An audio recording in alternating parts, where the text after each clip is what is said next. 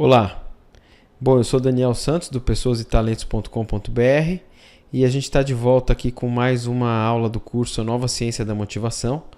Dessa vez eu vou falar de excelência, que é um dos 3 elementos aí da nova forma de motivar os funcionários que o Daniel Pink defende no livro dele e sobre a qual eu já falei um pouco ao longo desse curso, né?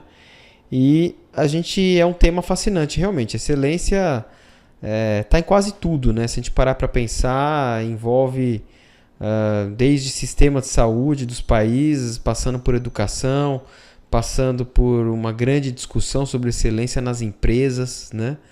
Nos governos, na sociedade como um todo, né? Excelência, de uma certa maneira, está ligado a você fazer mais e melhor.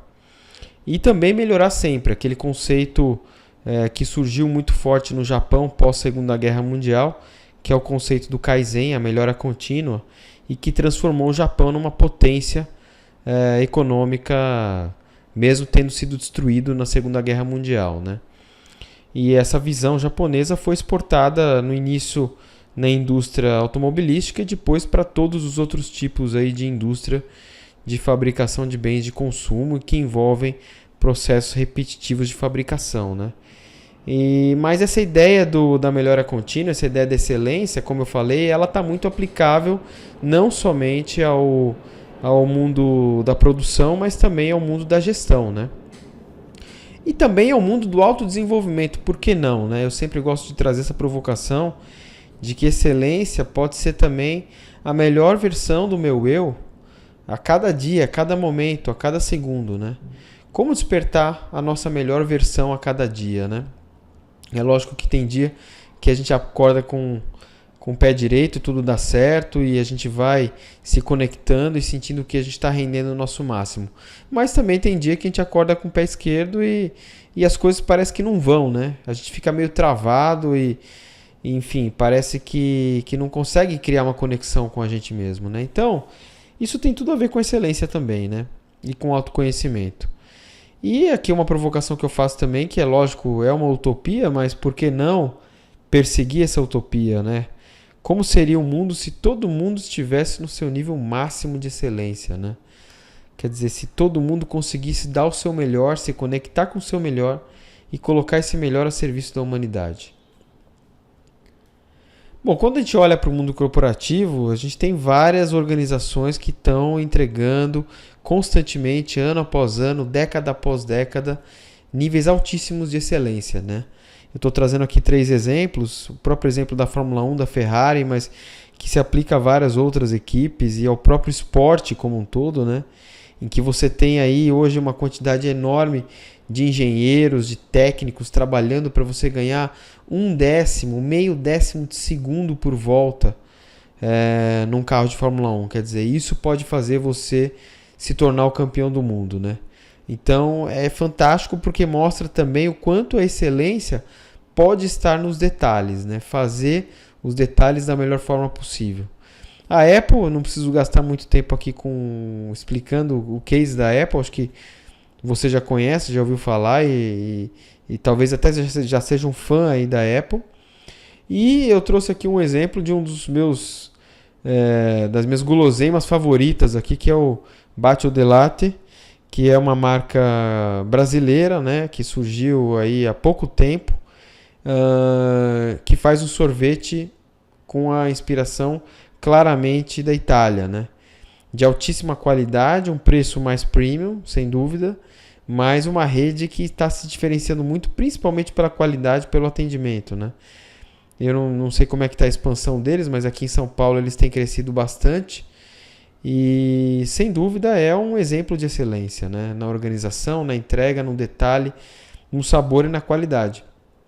Isso realmente faz a diferença em vários mercados, né? A gente vê ainda tantas empresas tentando se diferenciar pelo custo, né? E eu acredito que a diferenciação duradoura, aquela que garante realmente o sucesso a longo prazo, é a diferenciação pela qualidade. E aí envolve, sem dúvida nenhuma, um altíssimo grau de excelência, né? Só que, como eu falei, isso se aplica também para outros setores. Quer dizer, eu tenho aqui o exemplo do sistema de saúde inglês, né? A gente tem o NHS. Eu tive experiência de trabalhar lá e de vivenciar isso. e de ter contato com vários ingleses, é interessante essa visão de que quando a gente está vivendo na nossa bolha, a gente também é super crítico, né? Eu via vários ingleses sendo críticos sobre o sistema de saúde deles, falando mal do sistema de saúde deles, dizendo que estava piorando. E quando fui visitar os hospitais tinham essa cara aqui que vocês estão vendo na foto. Quer dizer, parece um hospital privado de altíssimo nível aqui no Brasil, né? E eu sempre brincava com eles dizendo, olha, vocês têm que dar um pulo lá no Brasil para conhecer o SUS, né? Embora no papel o SUS seja um sistema fantástico de universalização de saúde e tenha, sim, sem dúvida, experiências positivas, né? Sem dúvida que existem hospitais públicos de qualidade no Brasil, da mesma forma que existem escolas públicas de qualidade no Brasil, mas ainda é um sistema com muitas oportunidades de melhoria, de excelência, né? De eficiência, e que não necessariamente passam por mais verba, né? Eu acredito muito nisso. Eu acredito que em vários exemplos, não somente em relação ao SUS, mas quando a gente fala da gestão pública aqui no Brasil, não é uma questão somente de mais dinheiro. Muitas vezes é uma questão de administrar melhor o dinheiro e de utilizar melhor os recursos, inclusive os recursos humanos que a gente tem à disposição. Uma coisa que eu acho bem interessante que o Daniel Pink fala no livro é a ideia de que antigamente a gente vivia nas empresas com esse conceito do controle, né? Os funcionários tinham que ser controlados, tinham que ser vigiados, porque senão eles iam fazer as coisas erradas e eles iam boicotar o sistema.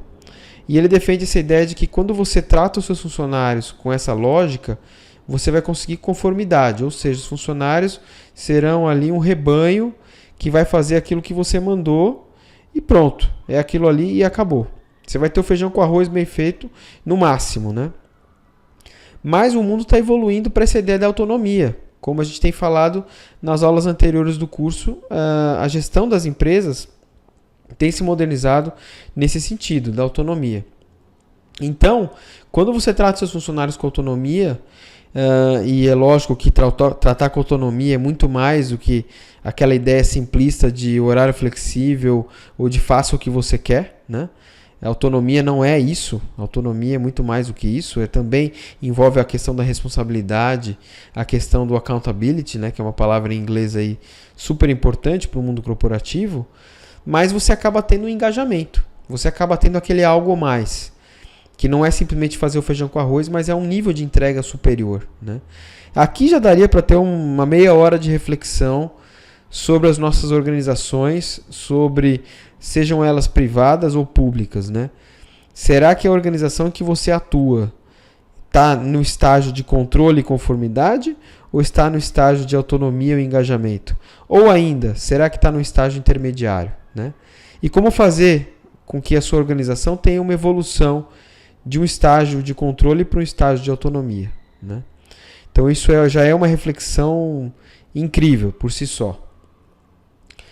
Uma outra provocação importante é o nível de engajamento hoje dos funcionários, né? Em termos mundiais, a gente sabe que o nível de engajamento é baixíssimo. Aqui são duas pesquisas que eu estou trazendo para vocês que mostram que nos Estados Unidos cerca de 30% dos funcionários estão engajados somente, o que significa aí uma minoria, né? E isso tem um custo enorme. A gente está falando de um custo de falta de engajamento de 300 bilhões de dólares por ano em perda de produtividade. Olha que coisa maluca, né? Em outros países, aqui a McKinsey, a consultoria McKinsey, ela estima que o nível de engajamento de funcionários está entre 2% e 3%, tá? Eu dou até a página do livro onde o Daniel Pink cita isso, caso você queira saber mais detalhes. Mas é super interessante esse estudo. Eu acho que isso tem uma ressonância enorme com o Brasil, né? Enorme com o momento que o Brasil está vivendo, que não é simplesmente uma discussão de governo, de política, de partido político, mas a gente precisa repensar o nosso sistema de gestão pública como um todo, né? E a motivação tem tudo a ver com isso. Que tipo de motivação a gente está criando para os nossos funcionários públicos também, né? E algo fantástico que vem ao encontro disso, como uma resolução, é o conceito do flow, né? O conceito do flow, para quem teve a oportunidade de acompanhar aí meu curso de Introdução à Psicologia Positiva, que está disponível no site, no pessoasetalentos.com.br, eu falo bastante do flow lá. Então, caso você tenha maior interesse, entra lá no curso e participa. Agora, resumidamente aqui, a ideia é passar só uma visão geral. O flow é aquela atividade na qual você se sente 100% entregue no momento, tá? Então, quando a gente é criança, a gente tem mais facilidade de entrar em flow, tá? Quando a gente entra na idade adulta, a gente vive muito essa ideia da mente, da cabeça, de pensar o tempo todo, e aí a gente se afasta do flow, mas em maior ou menor grau, a gente sempre vive um pouco esse conceito do flow, né? Uma das atividades fantásticas para você entrar em flow, e eu tenho praticado isso ultimamente, e tenho sentido na prática, é a corrida. A prática de esportes, de uma maneira geral, tá? É super importante para melhorar a nossa saúde, para melhorar o nosso nível de bem-estar e de felicidade. Eu também falo isso no curso de Psicologia Positiva. Quando você está correndo, a experiência que eu tive, vou contar a minha experiência e acredito que cada um tem uma experiência um pouquinho diferente, mas não foge muito disso, tá? Primeira vez que eu fui numa esteira para correr, eu não consegui correr nem 500 metros. Porque eu estava totalmente despreparado e eu achava que eu nunca ia me tornar um corredor, né? Hoje eu estou correndo de 5 a 6 quilômetros. Eu fui avançando 500 metros, 700 metros, 1 quilômetro, 1,5 quilômetro, sucessivamente. Não foi da noite para o dia que eu passei de 500 metros para 5 quilômetros, né? Mas o que mais me incomodava é que quando eu corria 500 metros, 1 quilômetro e me cansava, eu sentia várias dores no corpo e a única coisa que o meu corpo pedia para mim era para parar, né? Eu não sentia prazer nenhum nessa atividade. Quando eu comecei a avançar, a partir de 2, 3, 4 quilômetros, eu comecei a sentir muito prazer e comecei a esquecer dessa dor, né? Comecei a esquecer dessa vontade de parar. Vinha apenas uma vontade de continuar e de seguir em frente, né? Lógico que eu ainda tenho hoje o meu preparo limitado, por isso que eu não estou correndo nem 10 nem 15 quilômetros, mas eu pretendo um dia avançar mais.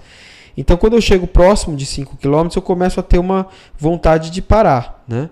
Mas eu diria tranquilamente, entre 1 quilômetro e 4, 5 quilômetros, a vontade é de continuar e eu me sinto quase que 100% entregue naquela atividade. Então, essa é a ideia do flow, né? E o flow, para que ele ocorra, a atividade precisa ter então um objetivo claro, um feedback imediato e um desafio na medida certa, né? Não pode ser muito difícil e nem muito fácil, né? Por quê?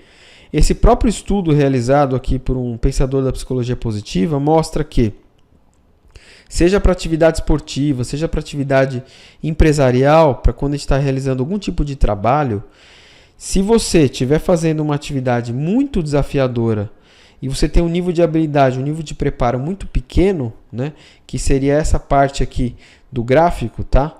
Você vai acabar caindo no nível de ansiedade. Por outro lado, se você tiver um nível de habilidade muito grande e o desafio da atividade é muito pequeno, você vai acabar entrando num estágio ali de desmotivação, né? Você não vai ter uma motivação para realizar aquela atividade, não vai ter um engajamento para realizar aquela atividade. Então, o caminho do flow é quando essas duas coisas andam meio que em equilíbrio, né? Precisa ser uma atividade desafiadora, bastante desafiadora, mas eu preciso ter habilidades equivalentes para encarar o desafio. É aquela coisa que eu falei, não adiantava eu no primeiro dia de esteira querer correr 5 quilômetros, né? Eu não ia dar conta, provavelmente eu ia me machucar e me contundir, tá? Então, é uma reflexão super importante também para a nossa vida no ambiente de trabalho. Por quê, né? Será que a nossa organização está incentivando um ambiente onde o flow é possível, né? Quer dizer, será que a atividade que você faz no seu dia a dia te traz algum tipo de flow, né? A gente não precisa estar em flow o tempo todo. Aliás, essa é uma característica do flow. O flow, a gente tem um período de flow, de alguns minutos.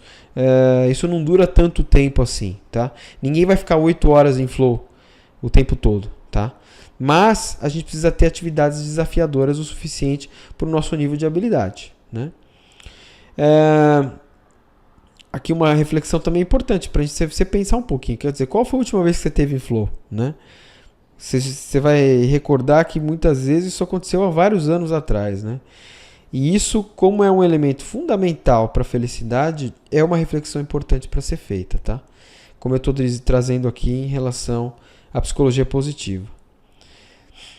Bom, acho que essa era algumas das reflexões dessa parte do nosso curso e a gente vai dar seguimento aí nas próximas semanas. Por enquanto, continue em contato comigo, tá? Deixo aqui dos vários canais do Pessoas e Talentos para a gente continuar dialogando sobre esse tema fascinante que é a motivação das pessoas. Um grande abraço.